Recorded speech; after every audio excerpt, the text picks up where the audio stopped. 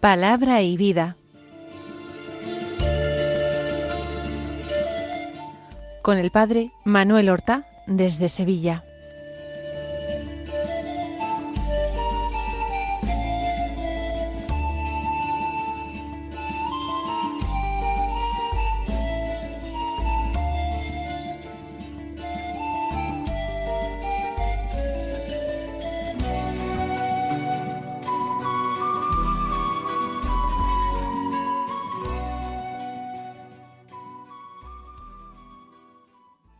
En el nombre del Padre, y del Hijo, y del Espíritu Santo.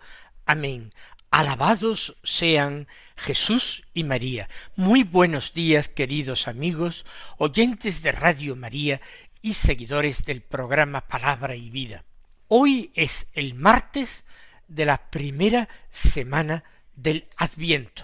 Y este martes es 3 de diciembre. Es la fiesta del patrón, el patrono de las misiones, San Francisco Javier, uno de los grandes santos españoles, que marchó al Oriente, evangelizó en la India, evangelizó en el Japón 10 años, convirtiendo a muchos a la fe cristiana, y viendo que Japón culturalmente estaba muy influenciado por China, decidió que lo importante era convertir a los chinos, porque de China venía la gran influencia cultural a Japón. Y tratando de entrar en el continente, en una isla china, Sanchón o Sancián, como lo escriben algunos, murió solo de fiebres en el año 1552.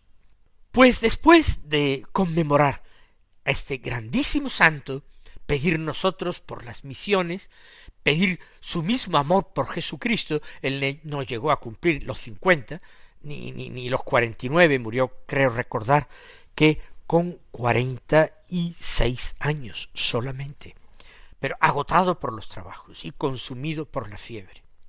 Vamos nosotros a escuchar la palabra de Dios que se proclama en la liturgia de la misa del día, y como ya he dicho al comienzo de este tiempo de Adviento, procuraremos tomar siempre, mientras que haya, la lectura primera, siendo esta de el profeta Isaías. Hoy del capítulo 11, los versículos 1 al 10.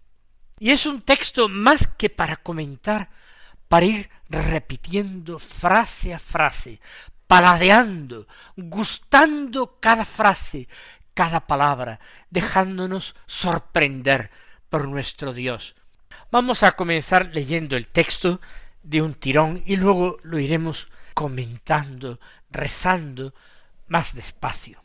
Dice así: aquel día brotará un renuevo del tronco de Jesé, y de su raíz florecerá un vástago. Sobre él se posará el Espíritu del Señor, espíritu de sabiduría y entendimiento, espíritu de consejo y fortaleza, espíritu de ciencia y temor del Señor. Lo inspirará el temor del Señor. No juzgará por apariencias, ni sentenciará de oídas.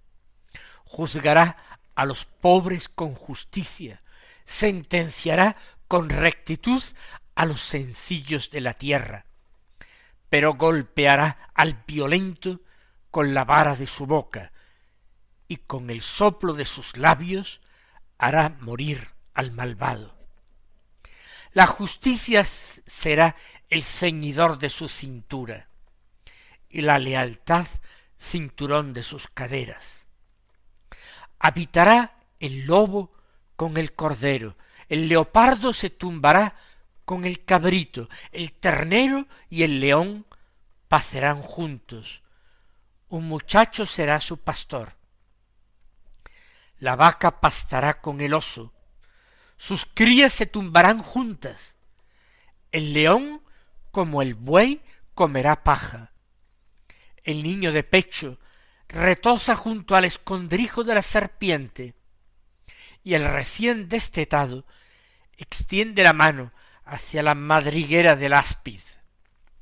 Nadie causará daño ni estrago por todo mi monte santo, porque está lleno el país del conocimiento del Señor, como las aguas colman el mar. Aquel día, la raíz de Jesé será elevada como enseña de los pueblos. Se volverán hacia ella las naciones, y será gloriosa su morada. Es un texto que imagino que ustedes todos conocen, habrán escuchado alguna vez en misa o leyendo por su cuenta o de otro año, pero es un texto que a mí no deja de emocionarme casi hasta las lágrimas cada vez que lo leo, y no digamos si me pongo a meditarlo con detenimiento. Vamos a ir leyéndolo despacito. Ya digo, será poca cosa lo que yo pueda añadir, porque para llegar a el meollo de este texto, pienso que habría que tener el Espíritu Santo sin medida, como lo tuvo la Santísima Virgen, como lo tuvieron los apóstoles después de Pentecostés. ¿Quién es capaz de entender y encontrar toda su sabiduría, toda su capacidad de consuelo, todo el fervor con que puede encender nuestros espíritus? Aquel día empieza, brotará un renuevo del tronco de Jesé. Aquel día, lo repetimos muchas veces al comienzo de los textos de la misa. Nos estamos refiriendo al día del Mesías, al día de la salvación de Dios. Ese día podrá haber sido el día del nacimiento de nuestro Señor Jesucristo, que sigue siendo para nosotros misterio de actualidad, porque el Señor, por su resurrección, entró con su humanidad en la eternidad, y por tanto todos los acontecimientos de su vida, todos y cada uno, son eternos y pueden estar presentes y vivos. No digo yo a nuestro recuerdo, que eso sería muy poco. Pueden estar presentes y vivos para nuestra fe. Pueden ser mirados, contemplados, con espíritu de fe, con ojos de fe. Aquel día brotará un renuevo del tronco de Jesé. Recuerdo a mis oyentes más despistados, o que tengan menos cultura bíblica, o que se hayan olvidado, que Jesé era el padre del rey David. Un hombre de quien no conocemos los detalles de su vida. Tenía muchos hijos y David era el pequeño. Y a todos los fue llamando el juez y profeta de Israel, Samuel, enviado por Dios a su casa a ungir un rey para Israel que sucediera a Saúl. Y fueron pasando todos, de uno en uno, y sólo cuando llegó el más pequeño, que era todavía un muchachito, un adolescente, quizás un niño, que estaba pastoreando las ovejas, oficio propio en aquellos tiempos, de niños, porque no entrañaba un gran esfuerzo físico. Sólo cuando llegó a él, Dios le dijo a Samuel: este es mi elegido.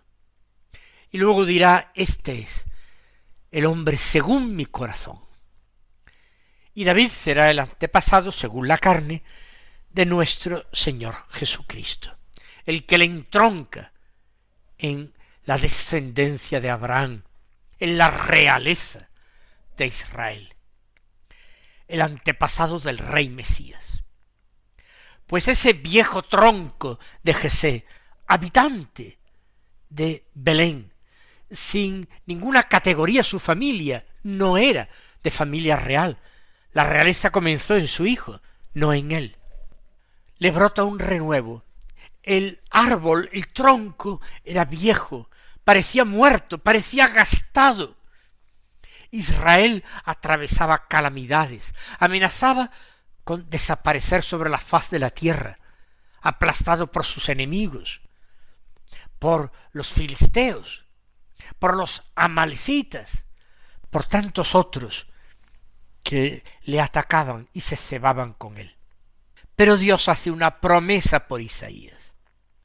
De esa raíz que parecía seca y muerta va a florecer un vástago, y un vástago extraordinario. Un brote increíble, lleno de vida y de fuerza. Un brote que va a salvar no sólo a ese viejo tronco, sino a todo el bosque. No sé si me entienden. Él viene como Salvador, no sólo del pueblo de Israel, del primer pueblo de Dios, el pueblo de la primera alianza, sino viene como Salvador de la humanidad para crear un nuevo pueblo que no está determinado por la sangre, por la raza, por la lengua, un nuevo pueblo elegido. Sobre él, sobre este vástago, sobre este renuevo del tronco, de la raíz de Jesé, del viejo árbol de Jesé, sobre él se posará el Espíritu del Señor. Tendrá el Espíritu sin medida. Y va detallando lo que nosotros conocemos como los dones del Espíritu Santo, que han sido extraídos de este texto y de otros textos de la Sagrada Escritura. Espíritu de sabiduría y de entendimiento, espíritu de consejo y fortaleza, espíritu de ciencia y de temor del Señor. Nosotros sabemos que Jesús es el Hijo de Dios, el Verbo de Dios, hecho hombre, encarnado en las entrañas de María. Y el cuerpo y el alma humanos de Jesús están rebosantes del Espíritu de Dios. Y pudieron contemplarlo algunos en el Jordán. Apenas salió del agua Jesús, una paloma vino a posarse sobre él.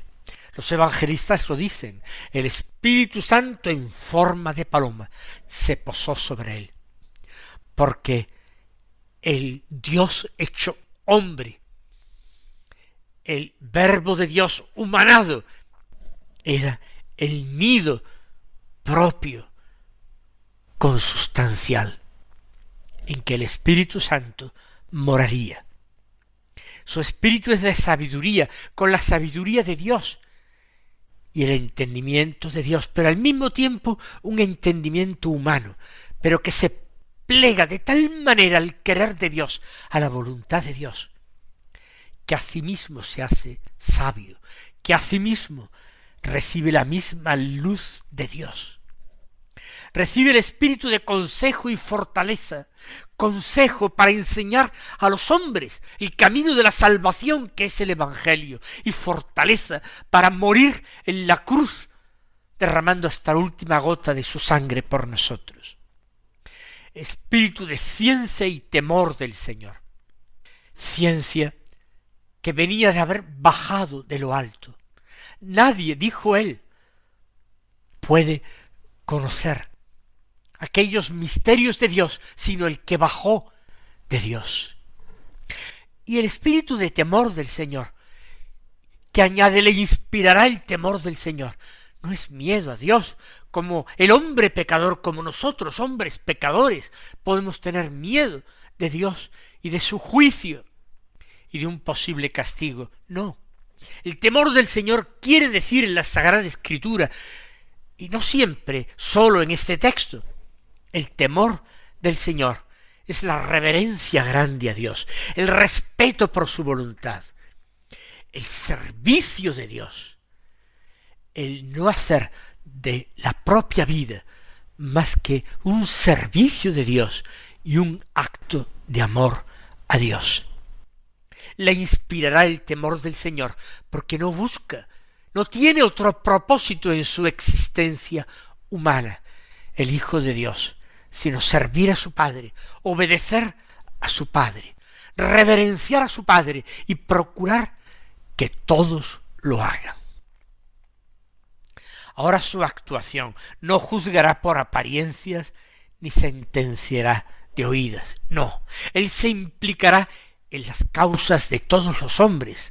No sentenciará de oídas porque es el único juez que conoce lo que hay en el corazón de cada hombre y por tanto no puede ser engañado.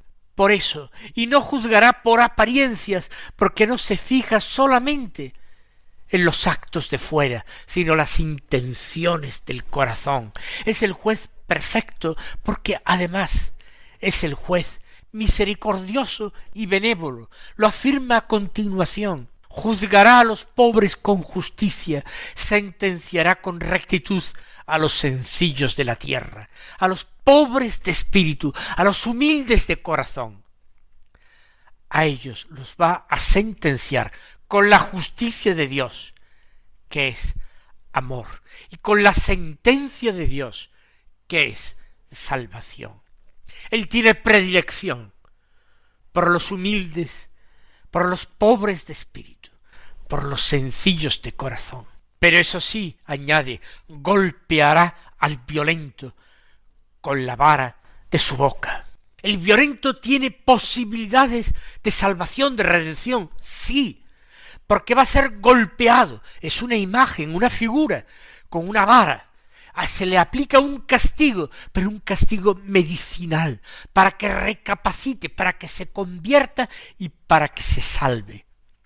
El violento, el pecador, el que se deja llevar por sus pasiones, tiene esperanza también de salvación, porque Dios le aplicará el castigo que un padre aplica a su hijo, para que se corrija, para que se enmiende, para que aprenda a obrar bien. Ahora, al malvado, al que se obstina en el mal camino, al que no se arrepiente de sus pecados, a ese, con el soplo de sus labios, lo hará morir.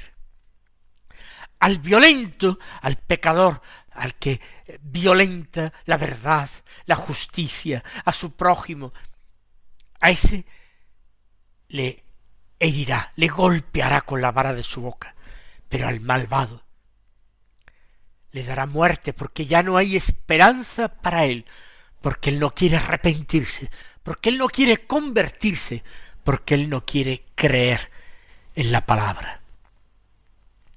Y como viste, se habla de dos cinturones. Son dos versos en paralelo. La justicia será ceñidor de su cintura, la lealtad, el cinturón de sus caderas. Es lo mismo. La justicia es la santidad de Dios. No es la justicia distributiva que da a cada uno lo suyo. También la engloba. El premio a los buenos, el castigo a los malos, la engloba, pero no queda en una simple justicia al estilo humano. La justicia de Dios es amor. El justo en el Antiguo Testamento es el hombre bueno, el hombre que observa la ley de Dios. Y el cinturón de sus caderas, la lealtad. La santidad y la lealtad. Santidad como Dios y lealtad de un Dios para con los hombres que se han convertido ahora en sus hermanos desde la encarnación y desde el nacimiento. ¿Y cómo serán sus tiempos? Sus tiempos serán fantásticos, serán tiempos de paz, porque Él es príncipe de paz, porque nuestro Dios es el Dios de la paz, porque Él no sabe sino anunciar la paz os dejo, mi paz os doy, aunque nosotros nos empeñemos en seguir a veces las obras de nuestras manos y los malos deseos de nuestro corazón. La paz se simboliza con esa situación que existía en el Edén, en el paraíso terrenal, donde había la paz perfecta de todos los seres creados, entre sí y con el hombre, y del hombre con todos los seres creados y con Dios, una paz perfecta, inalterable, gozosa. El lobo habitará con el cordero, sin que este segundo evidentemente sufra daño. El leopardo se tumbará con el cabrito, igualmente sin que el cabrito, el más débil, tenga que sufrir muerte ni herida. El ternero, la cría de la vaca y el león van a pacer juntos, pacer, hierba. El león no va a tener necesidad de dar muerte al ternero y devorarlo para alimentarse. Van a pacer juntos. Y un muchacho será su pastor. En la tradición antigua y en la traducción antigua se decía un niño incluso, un niño pequeño será su pastor. Ya digo, el mismo David fue pastor de las ovejas del rebaño de su padre. Los niños eran los pastores. Por tanto, un niño será su pastor. Dios en persona, Jesús, nuestro hermano, nuestro maestro, el buen pastor, será el pastor. Y lo será en tiempos futuros, cuando el Señor venga en la majestad de su gloria. Ahora se hace referencia no a la primera venida, sino a la segunda venida en gloria.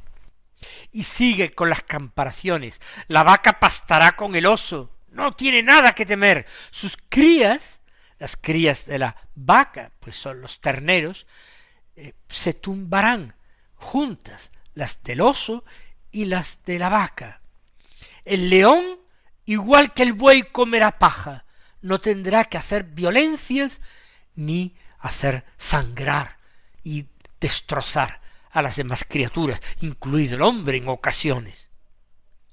Como el buey comerá paja, y un niño de pecho retoza junto al escondrijo de la serpiente, aunque todavía un niño de pecho no tiene conocimiento, uso de razón, no sabe a dónde se está escondiendo la serpiente en su escondrijo. Pero no hay nada que temer, porque esa serpiente ya no tendrá veneno ninguno de mal. Y el recién destetado, un niño un poco mayorcito, extiende la mano hacia la madriguera del áspid, y tampoco tiene nada que temer, porque el áspid ya carece de un aguijón venenoso. Nadie causará daño ni estrago por todo mi monte santo, porque está lleno el país del conocimiento del Señor, como las aguas colman el mar. ¿Qué país? La Jerusalén del cielo. El conocimiento del Señor es amor, es santidad. Solamente ignorar lo bueno que es Dios, a la santidad a la que nos llama, nos hace a nosotros ser violentos y malos. Pero en aquel día nadie causará daño ni estrago en mi monte santo, en esa Jerusalén del cielo que bajará de allí como una novia se engalana para su esposo, ataviada y bellísima. Y ese conocimiento del Señor llenará toda la tierra como las aguas colman el mar. Aquel día la raíz de Jesé, Cristo nuestro Señor, será elevado como enseña de los pueblos, y todas las naciones se volverán hacia esa enseña, hacia esa bandera, y será gloriosa su morada, el cielo. Que aspiremos con todo nuestro corazón un día a contemplar y a participar de estas maravillas. Mis hermanos, el Señor os bendiga y hasta mañana si Dios quiere.